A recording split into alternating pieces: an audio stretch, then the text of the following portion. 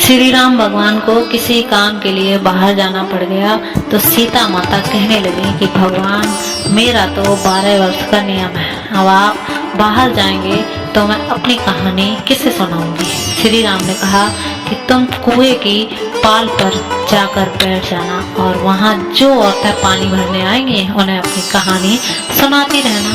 सीता माता कुएं की पाल पर जाकर बैठ जाती है। एक स्त्री आई, उसने रेशम की जरी की साड़ी पहन रखी थी और सोने का घड़ा ले रखा था। सीता माता उसे देख कहती हैं कि बहन, मेरा 12 वर्ष का नित्य नेम सुन लो। पर वह स्त्री बोलती है कि मैं तुम्हारा नित्य नेम सुनूंगी तो मुझे घर जाने में देर हो जाएगी और मेरी सास मुझसे लड़ेंगी। उसने कहानी नहीं सुनी और चली गई। उसकी रेशम जरी की साड़ी फट गई, सोने का घड़ा मिट्टी के घड़े में बदल गया। सास ने देखा तो पूछा कि ये किसका दोष अपने सिर लेकर आ गई है। बहू ने कहा कि कुएं पर एक औरत बैठी थी, उसने कहानी सुनने के लिए कहा, लेकिन मैंने सुनी नहीं, जिसका यह फल मिला। बहू की बात सुनकर अगले दिन वह साड़ी और घड़ा लेकर सास कुएं की पाल पर गई। सास को वही माता सीता बैठी मिली तो माता सीता ने कहा कि बहन, मेरी कहानी सुन लीजिए। सास बोली, एक बार छोड़, मैं तो 4 बार तेरी कहानी सुन लूंगी। राम आए, लक्ष्मण आए, देश के पुजारी आए, नित्य नेम का नेम लाए, आओ राम बैठो राम, तपी रसोई जियो राम, माखन मिश्री खाओ राम, दूध बतासा पियो राम, सूत के पलका मोठो राम, साल दुसाला पोठो राम, साल दुसाला ओढ़ो राम।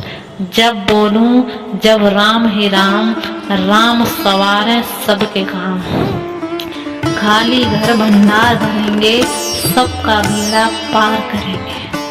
श्री राम जय राम जय जय राम। सास बोली कि बहन, कहानी तो बहुत अच्छी लगी। कहानी सुनकर सास घर चली गई और उसकी साड़ी फिर से रेशम जरी की बन गई। मिट्टी का घड़ा फिर से सोने में बदल गया। बहू कहने लगी, सासू माँ, आपने ये सब कैसे किया। सास ने कहा कि बहू, तू दोष लगा के आई थी और मैं अब दोष उतार कर आई हूँ। बहू ने फिर से पूछा कि वह कुएं वाली स्त्री कौन है। सास बोली कि वे सीता माता थी। वे पुराने से नया कर देती हैं, खाली घर में भंडार भर देती हैं। वह लक्ष्मी जी का वास घर में कर देती हैं। आदमी की जो भी इच्छा हो उसे पूरा कर देती हैं। बहू बोली कि ऐसी कहानी मुझे भी सुना दो। सास बोली कि ठीक है, तुम भी सुनो, और सास ने कहानी शुरू कर दी।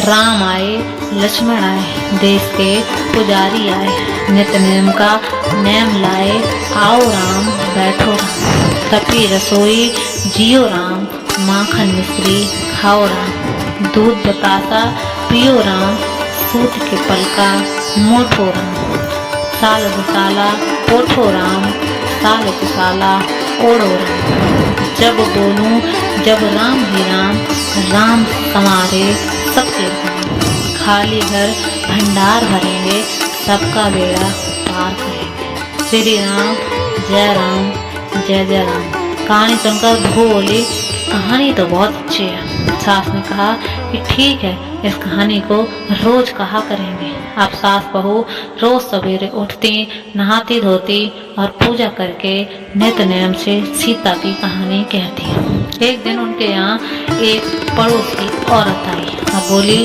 कि बहन, जरा सी आँच देना। तो वह बोली कि आँच तो अभी हमने जलाई ही नहीं। पड़ोसन ने कहा कि तुम सुबह 4 बजे से उठकर करती क्या हो।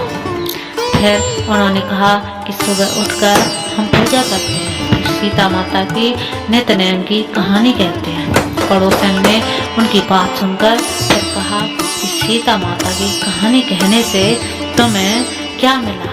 वे बोली कि इनकी कहानी कहने से घर के भंडार भर जाते हैं, सारे काम सिद्ध होते हैं, मन की इच्छा भी पूरी होती है। पड़ोसन कहती है कि बहन, ऐसी कहानी तो मुझे भी सुना दो।